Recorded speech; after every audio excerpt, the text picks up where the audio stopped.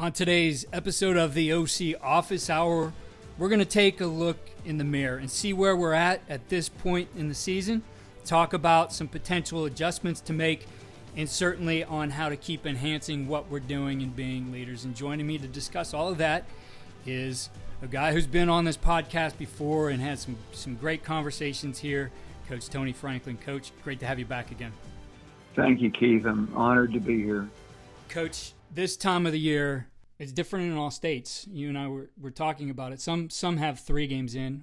I'm here in Ohio. They're going into week 7 right now. So a lot of different points in the season where teams are. But I think what you see at this point, regardless, is you really know who you are. And I think everybody who's listening can relate to this. And sometimes that's not always who you thought you'd be when you put all the plans together and installed it in camp.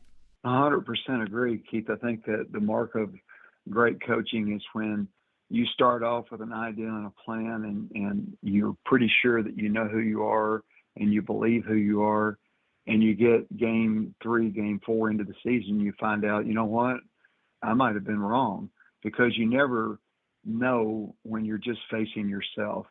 And then you play a game, and you might even play a game and win 50-0. And you think, oh my God, I was right. I'm so smart. Everything is so good. And then all of a sudden you play 2 or 3 games in a row with people who are as good as you are and maybe even better than you are.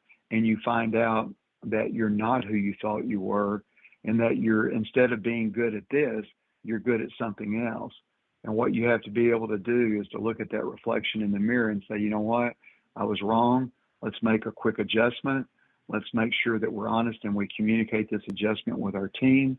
And then we go out and we do the best that we can off of what we see in that reflection. And then that reflection also can be based upon, especially in high school football, based upon injuries. Because you may go from having, a college prospect, receiver, quarterback, defensive tackle, linebacker, somebody, and then the backup who has to play because there's nobody else might be a guy that's just very simply not a very good player at all, but he's all you have. There is nobody else. And so you got to play that guy. And all of a sudden that can change your plans as well. So the biggest thing in having continued success as a high school football coach, especially, but, in college it pertains too, but just not as much, because usually the backup should be able to do something, is that your ability to look in the mirror, reflect, be honest, and make the good adjustments. Some of those early successes and even some of the early failures, I think, can do the same thing to you. They can give you a false sense of what's really happening within your offense.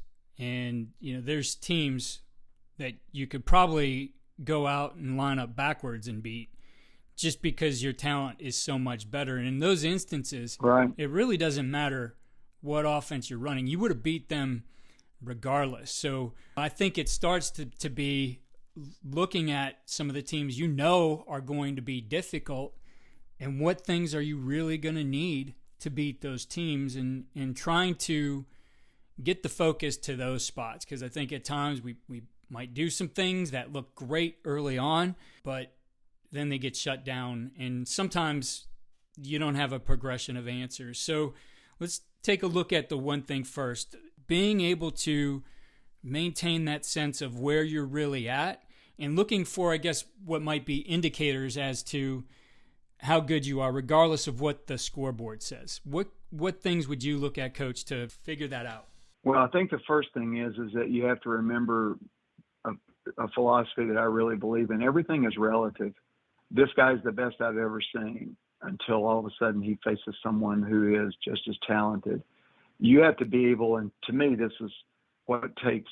Sometimes this is years of experience, which is you understand that what you're watching is not reality.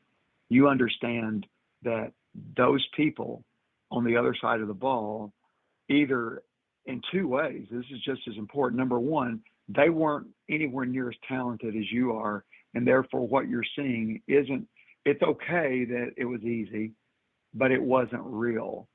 It's also just as important to flip it, which is, and I'll give you a great example of this that everybody in the country probably notices now. Middle Tennessee, that I coached at, 6 years, one season, and then 5 in another time. Opens up the season, loses to James Madison 40-47. Everybody's, oh my God, fire Stockstill again for the 95th time that they wanted to do that. Middle's going to have a terrible year. They may not win a game because, here's a school that just moved up from FCS to FBS, and they beat them 40-47. Those of us in football knew James Madison for years could beat 40 Division I teams. I mean, easily could go out and do it. So when you look at it, you go, okay, yeah, we played like shit. Yeah, we couldn't do this. We couldn't do that. But you know what? We're not that bad. So let's just get better at it. Let's simplify whatever it is that their philosophy was. And then they go beat Colorado State. They beat Tennessee State, same thing. But then they go down to Miami and they beat Miami. So the point is this. When you look at it, you go back and say to yourself, we're not that bad. That team's really good. People will see it by the end of the year. Obviously, James Madison turns around and beats App State this past week, who beat A&M, right? So you look at all that stuff in the college deal, sometimes it magnifies itself and you can see it. So you got to be careful on both ends of the spectrum. We're not that bad. Let's just get better at these things. And also, we're not that good. And you can make sure that you show guys when you win a game 40, 50, 60 points, one of the best things you can do as a coach is go in on that film that you won by 40, 50 points and go, look, we played like crap. Look at this detail. Look at your stance. Look at how you blocked and you didn't get your feet moving. Coach, we won by 50 points. Yeah, and guess what? When we play so-and-so down the road, you'll lose by 4 touchdowns. Because when you win big, it's the best time to be critical. When you lose big, sometimes it's the best time to have some praise. And that's hard for people to understand. But you got to be able to look at yourself both ways. Absolutely. I think you make that error as a young coach quite a bit where you have those blind spots. And I agree with you 100% is you really got to sit down with a critical eye and find something. Maybe it's just a few things. And not just find them and point them out, but really make sure that in practice, those are the things you work on and focus on all week long, getting to the point of, guys, this is about the details. All right. The result is not always going to be the same. Sometimes it might not be what we want. Sometimes it may be everything we want and more. But if we're not taking care of the details, at some point this will break. Agree 100%. That's the smartest thing any podcaster has ever said. Details make champions. Failure to notice doing the details right will make you lose to someone who is not even as good as you. If you coach details and you let nothing slide, you will be the best that you can be. Whatever that is. It may be that you have enough talent to win a state championship. It may be that you only have enough talent to win 1 or 2 games, but details will guarantee that you reach your maximum capacity. Ignoring details will also guarantee that you do not reach your maximum capacity. So anytime as a coaching staff that you don't notice details, you're going to lose. I'll give you a great example. One time in a high school deal where I was coaching a high school team, we make it to a state championship, we have a fumble. During our perfect drill during that week, we did not emphasize enough putting the ball away, getting the ball on the top of the number. Oh, we've already made it to the championship week. We're going to relax. People are out watching us practice. It's fun. It's the greatest thing. You're in a state championship game. When we fumbled the ball in that game and lose the game by a touchdown, it's not the kid's fault for fumbling. It's our fault for not recognizing and correcting the details. Details will make you the best that you can be. The danger is when you do start to get lax with those, right? Like you just pointed out here. And it can happen if it always feels like, well, these are the drills we do every day at this period, whatever, right? Like I think there's a trap in the idea of everyday drills that some coaches get caught in. And I don't care if you're a believer. I have a variation of it. Like it doesn't really matter if you're an everyday drill guy or if You focus on things in a different way. To me, it still boils down to how are you coaching it, right? That drill doesn't matter if the focus isn't on the details. And I think that's a trap, though, for some guys, to think, well, we're doing it every day. They're focused on the details, when in reality, if you're not coaching it up, exactly like you said, don't expect it to happen. When you didn't coach it up, better go look in the mirror first. Exactly. I'll give you, again, another great example is that, to me, the most important drill that we do every day is pat and go. So you may be a high school coach and not get pressed until week 11. You're in the first round of the playoffs. And so during pat and go, you get lackadaisical. You don't coach restacking, getting back over the top, getting back on top of the numbers. You let it slide a little bit. You're not getting any press, or you're not noticing it. And then all of a sudden, you're playing a team that comes up and gets in your guy's face. And so the receiver releases. He gets pressed. He gets walled almost out of bounds. There's no room for the quarterback to throw the ball. Then the young coach is screaming at the kid. The screaming should have been done 8 weeks ago. The first time that you noticed that guy did not restack, that he didn't get back over the top, that he didn't catch the ball fading to the outside. And because when it happens in a game, it's too late to fix it. It's not going to get fixed in the game. It had to get fixed in week 4, week 5, week 6. And the biggest thing that I've said when I've been coaching, and I've got a new young coach on the staff, they get bored. They get bored with coaching pat and go. They get bored with coaching perfect drill. They think they don't have to do it. And so that's when I become a horse's ass. And that is to make sure that you understand, if you get bored as a football coach and you don't hustle on the simplest of details every day, then you're not going to be the best that you can be, and your players will not be the best that they can be. That's exactly it. As I've stepped away from the game, and you sit in the stands to watch the game, it's always different. But the one thing I always love getting there early and watching teams warm up. And there's a lot I can tell about what the outcome is going to be just in that warm up. Again, a rookie mistake. I see guys out there, they're doing their work, and coaches throwing around the football to each other. Yeah. Like, right. You are here. I know it's warm up, but you need to be coaching them here too, right? You need to be right there alongside of them. It doesn't have to be over coaching them, but that has to be every opportunity, including that one warming up before a game. You have to be doing it. And it's the details that I'm watching in the drills that they're running. Are you kind of going through the motions here, or is there a specific purpose to all the things that you're doing here to warm up? And I'm telling you, I could spot and probably tell you the score of the game within a touchdown by just watching that. Now, that's a great point. And I'll tell you what else you can tell during warm-ups.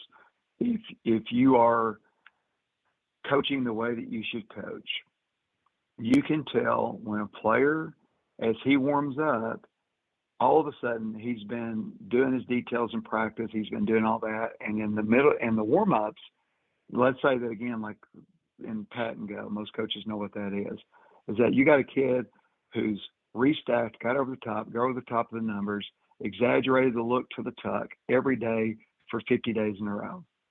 You get in warm up, right? It's game day. The band's playing, the popcorn smells, the cheerleaders are there. He doesn't do any of it. You better jump on him right now, because I can tell you from 41 years of experience now of doing this, that guy will lose the game for you. That guy will not look a ball in. He won't restack. He won't put the ball up high, because there's something that's clicked in his brain that has made him go off. It might be that he wants attention, and all he can think about is how pretty he looks in his uniform. And Coach, it's the same thing, Keith, with coaches.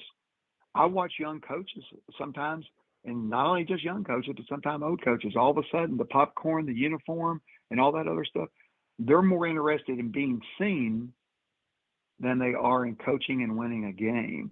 Mm-hmm. So that's where the leadership of a head coach has to notice those things, correct and fix those things. And it never ends. It doesn't matter if you're coaching at age 65 like I am, or if you're a new head coach at age 25 like I was 40 years ago.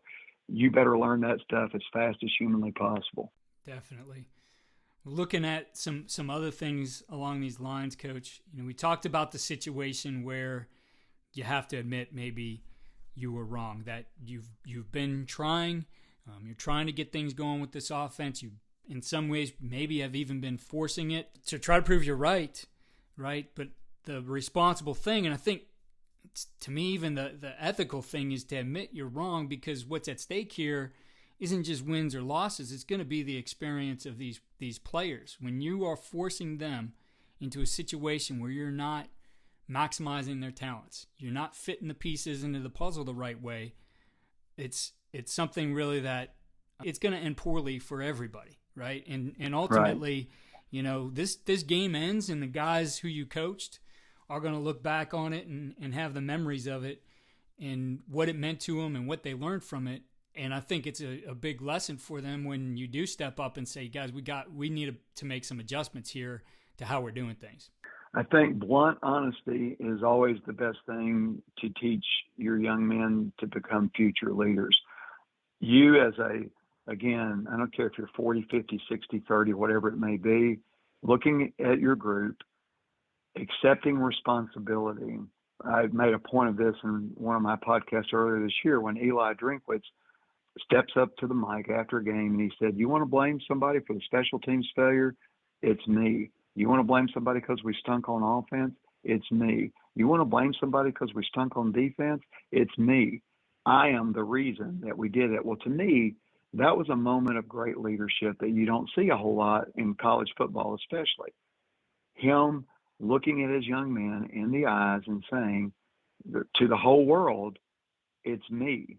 And then I promise you, in the rooms, in the meeting rooms, in the film rooms, and all that stuff, he's making everybody accountable. But to the public, he's taught one of the most valuable lessons ever. There's so many guys that are either NFL or college high-profile jobs that whenever something goes wrong, it's always somebody else's fault. It's never their fault. And what a horrible example of leadership.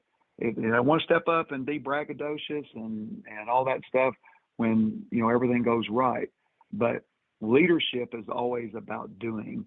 It's about doing the right things and teaching your young men to accept responsibility. And like you said, hey, guys, I'll be honest with you. We tried this.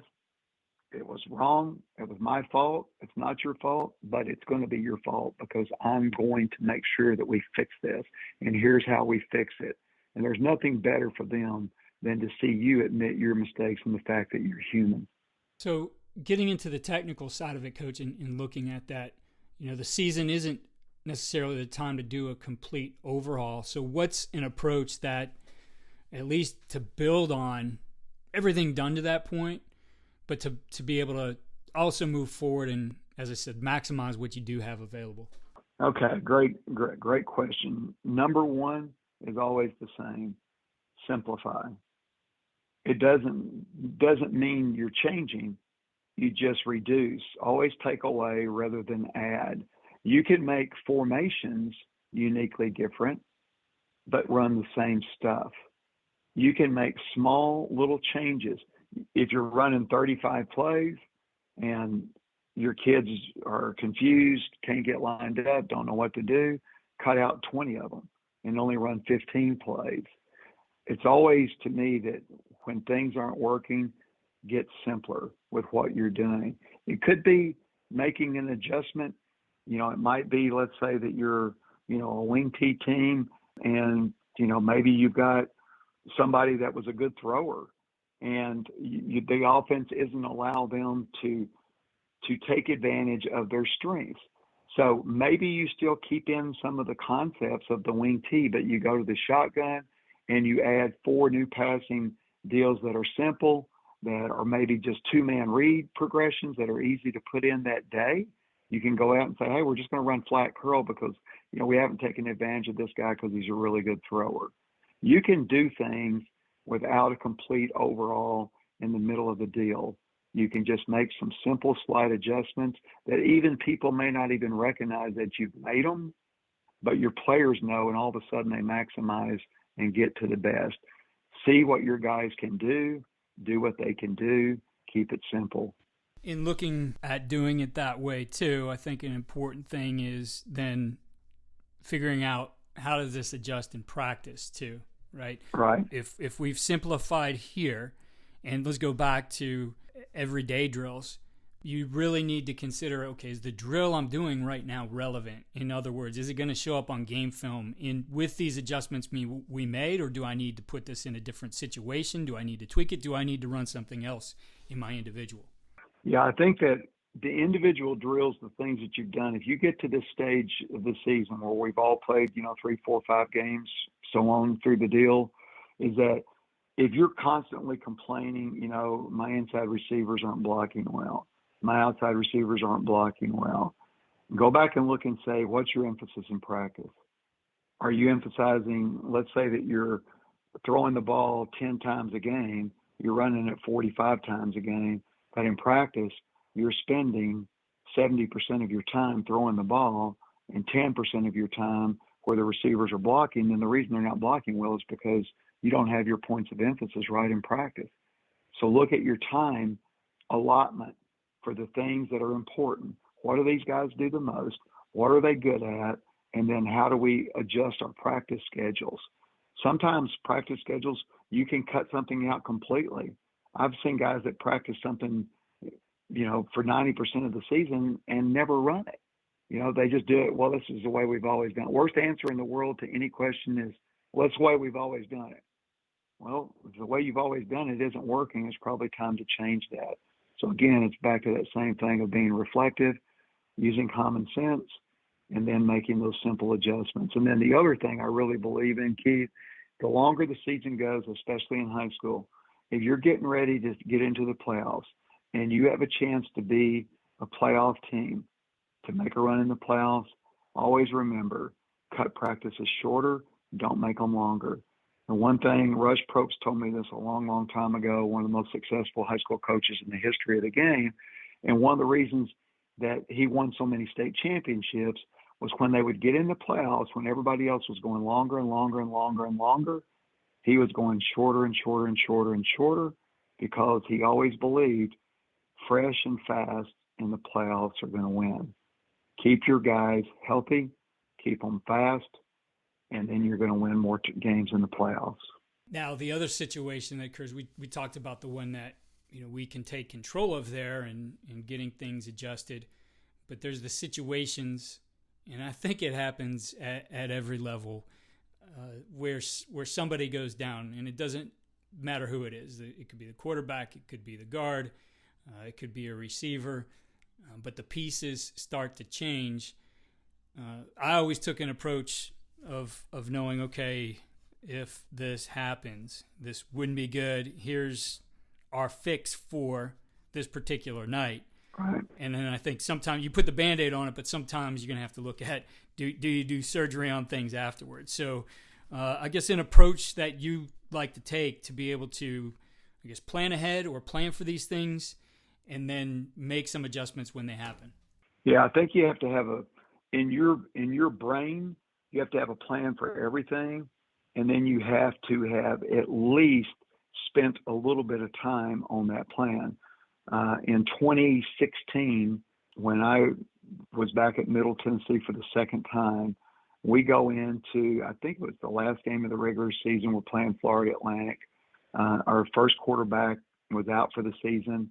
Our second quarterback was playing pretty decent.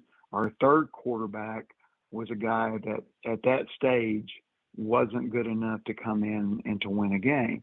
So what we had done was spend 5 to 10 minutes a day with two really good athletes as, quote, wildcat quarterbacks. We only ran about 5 to 6 plays with each of those guys.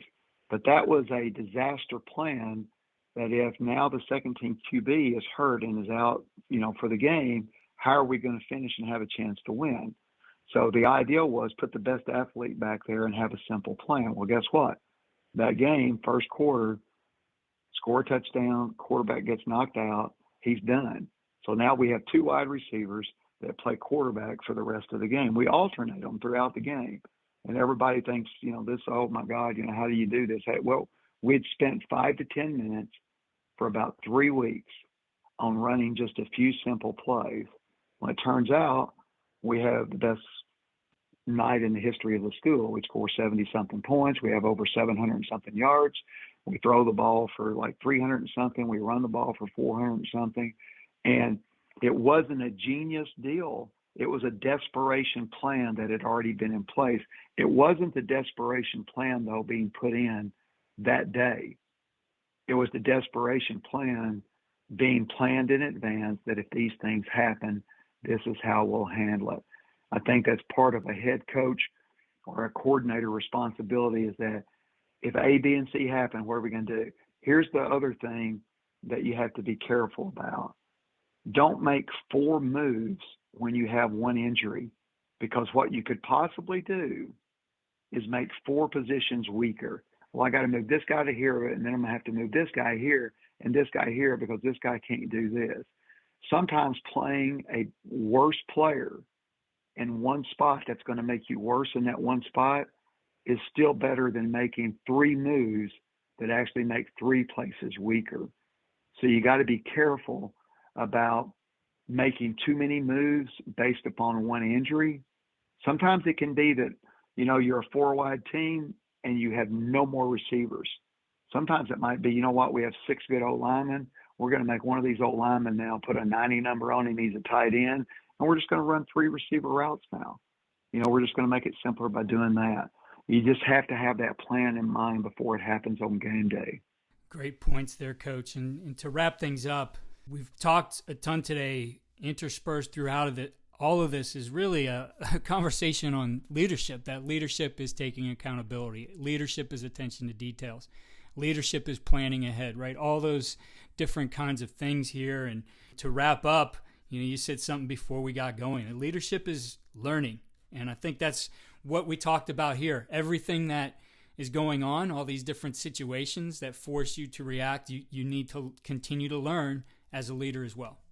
I think that the moment you stop learning, the moment you think that you can't learn anything new because you know everything, you've been taught everything, that's the moment you need to get out of it. You need to move on, because every great leader is learning every day more and more. Every great leader admits his faults.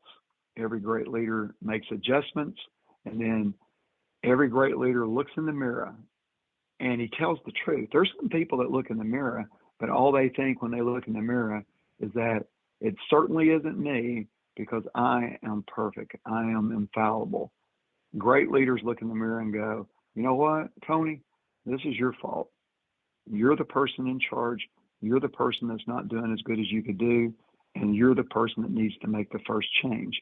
When you're willing to do that, then others will follow. When everything is blame,